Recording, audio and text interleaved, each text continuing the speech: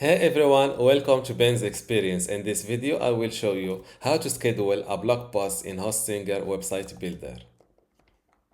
I am now inside Website Builder in Hostinger. First, go to blog to see your current blog post. Now click on the blog post you want to schedule. And I am now inside the blog post page. Click on post settings from the top menu and scroll down to the bottom. As you can see, schedule post. Enable this option and then select your publishing date.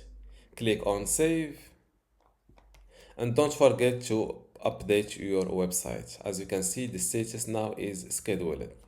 And this is how to schedule a blog post in Hostinger Website Builder. Before you go, I have something special for you. I have two free online video courses for you. The first one is about Hostinger hosting and WordPress managing, and the second one shows you how to use Hostinger Website Builder to make basic websites or online shops. You can get them both for free just by clicking the link in the description. If you like this video, give it a thumbs up and subscribe. If you have any question, leave a comment below.